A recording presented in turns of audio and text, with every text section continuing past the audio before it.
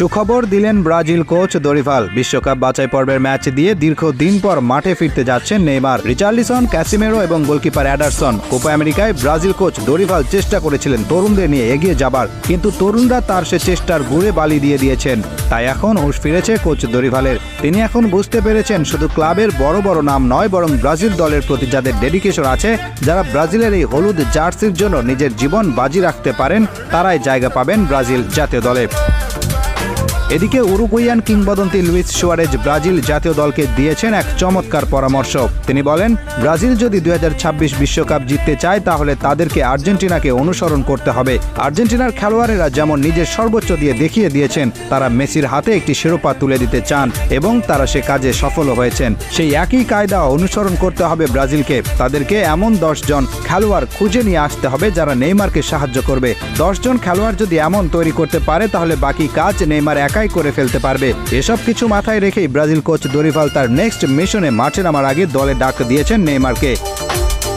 Neymar ছাড়া এই Brazil দলের যে আপাতত কোনো মুক্তি নেই তা বুঝতে পেরেছেন কোচ দরিভাল। তাই এবার তিনি দলে ডেকেছেন এই ব্রাজিলিয়ান প্রিন্সকে।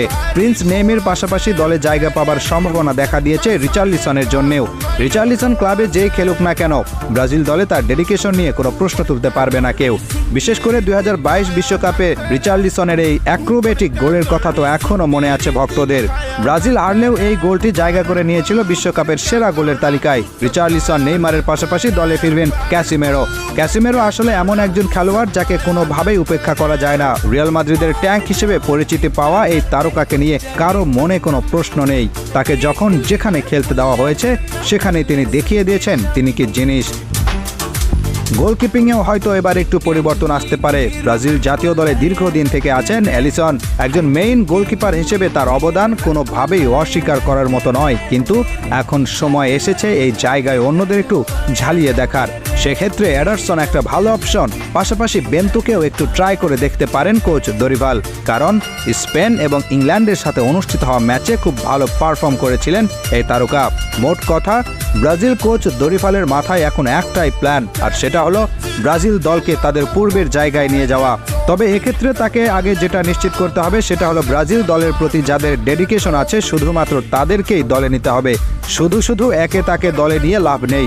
সম্প্রতি ভিনিসিয়াসও এক আলোচনায় ব্রাজিলের পরাজয়ের ভার তার কাঁধে নিয়েছেন। তিনি বলেছেন তিনি চাইলে হয়তো 2টি হলুদ কার্ড অ্যাভয়েড করতে পারতেন, কিন্তু তিনি সেটা করেননি।